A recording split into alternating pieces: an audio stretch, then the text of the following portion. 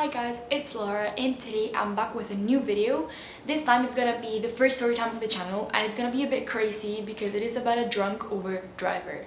Alright, so let's just get into the story.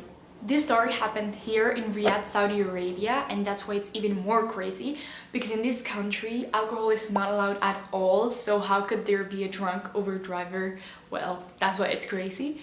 And it happened about a year or 2 years ago or so, I can't really remember exactly. It was a Friday evening, so it was already dark outside, and my mom, my brother and I wanted to go to a mall just to stay for the evening there. And so we decided to call an Uber like we usually do. We had been to like 1,000 Ubers before and everything had been fine. We had no problems at all and everything. And when we called this Uber driver, his rating was good. He had like a 4.80 something out of 5, so that's a pretty good rating for him. So we thought, okay, he's good, he's normal. He got to the point where we were gonna meet, and we just met with him, we checked, the plate was the same, we got into the car and he started driving.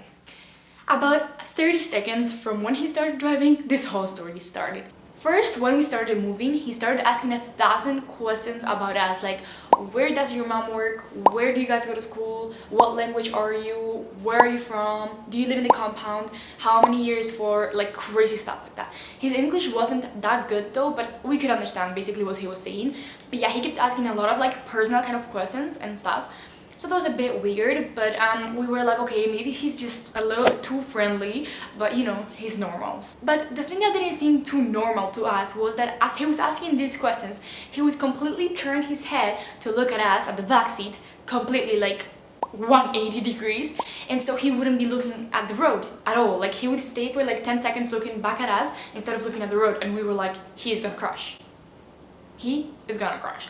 We knew it because we were like, what is he doing? He won't stop looking at us, and we just need him to look at the road, you know, to drive safely. Yeah, and that's when we started noticing that something was weird, something was off, because he was just too distracted by everything. And then after, he takes out a perfume bottle, and then the car was smelling normal, but he takes out a perfume bottle and starts spraying it around the whole car, even looks backwards and started spraying it at us, and we're like, okay, that's a bit weird, you know, why would you start doing this in the middle of the car with your passengers and all? Just focus on the road, you know, we just wanted him to focus on the road. We kept going on the road and he asked us, can I put music? And we said, yeah, of course, sure, we're fine with it. He pressed the radio button, he started putting it, and he put the volume up, up, up, up. We were like, what? It was the maximum volume. Literally, if you had done more, it couldn't go, it was the maximum, literally.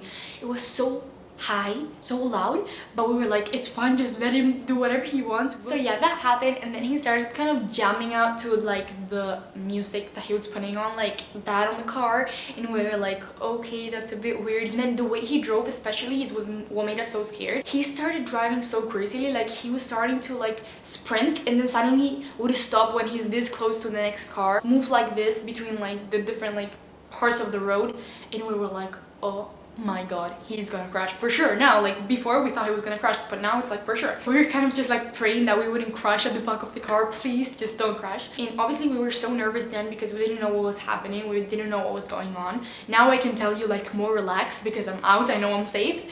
But just imagine if you're in the car, you think you're gonna crash and have a problem or something, because he was going at crazy speeds as well. Throughout the whole car ride, he was drinking from a bottle that I gotta say, it wasn't water because it wasn't transparent like water is, but I cannot say for certain what it is because I just didn't know. But he kept drinking from the bottle 1,000 times. Finally, when we were approaching the mall, we could see the mall at the end of the road that we were in. He said, oh, is it that one? And we're like, yes, just go quickly, please, you know, just let us reach. And then he said, I drink, I crazy. What? What do you mean you drink, you crazy? What? So basically what he wanted to tell us is that he was drunk, and that's why he became a kind of crazy. And we were like, oh, haha, ha. We were so close to the mall, so we just said, oh really, haha, okay. And then he just kept driving, and then he started putting some Spanish party music. He put it so high, and he started jumping on the car seat and moving like crazy. And we were like, oh my god, please just reach, please just reach. Then he reached, and as soon as he said, As soon as he was like close to the pavement, I was like, just stop here, it's fine. I literally said that. I was like, just stop here, it's fine. And I opened the door and sprinted outside. I was really shocked after it. Like usually I'm really shocked with these kind of things, like things that I can't control or like unsafe things. I'm really always nervous with it.